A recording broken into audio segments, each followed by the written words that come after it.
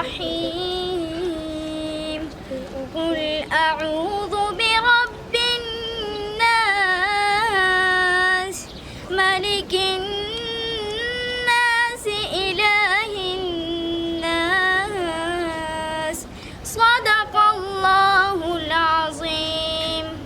جامعه فاروقیه دینی مدرسې سږکال د فنونو شپږمې دورې 2 کلنو زده کړو وروسته 21 نجونې د تجوید او 13 نورې د ناظرې برخو نه فارغې او ټولنې ته نورو وګړو ته د علم دین د رسولو په موخه وړاندې کړې. عبیده چې د یادې مدرسې د 3مې درجې څخه فارغه شوې وایي د ټولو پلرونو والدینو څخه مداخله ده چې خپل نونه په جامعه فاروقیه کې داخله کې مونږ ته تجوید عصري علوم دینی علوم دا تیاری ډېر ښکلي سبق یې تیاری.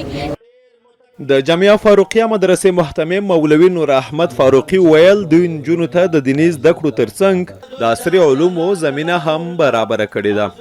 نو موږ په مدرسه کې دا هغه چې د ډېر همت وکړو دغه سخت کال لومړنۍ دوره وه چې په دې سیستم سره فارغه شو. د نن چې فارغېږي الحمدلله 21 تنه د تجوید نه چې په اعلی طریقه د تجوید وکړو او تر 13 پورې د نازلة القرآن نه فارغېږي. بل لوري ته جامعه سراج العلوم خان خوړدنی مدرسې هم د قرآن کریم یو شمېر حافظان فارغ او ټولنې ته وړاندې کړل.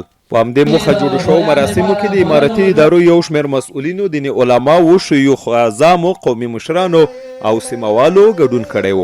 ویناوالو په خپلو خبرو کې خلک د زده کړو ترلاسه کولو ترڅنګ د نظام ملاتړ او ورسره همکارۍ ته راوبلل.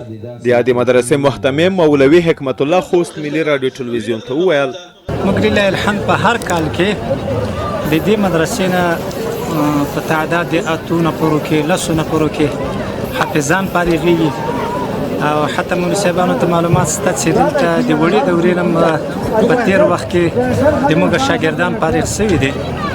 نو لله الحمد هغه د علاقې په تناسب باندې مدرسه ښه په مخ باندې روانه ده او دا مدرسه په څنګ کې تاسو به خبر نه یو مکتب هم لري، هماغه هم په ښه خوندور لیول باندې روان ده. د قرآن کریم 2 تنو حافظانو د خپل فراغت په اړه وویل قرآن شریف په صحیح طریقه یاد کړی دا او زه نور دا نړۍ نور خلکو ته ورسمه نور پراخه کوم دا نړۍ نور آینده کې د کوشش کوم نور خلکو ته علم ورسمه.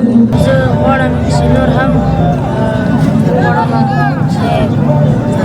زده کړه وکړم او نور خلکو ته خدمت وکړم.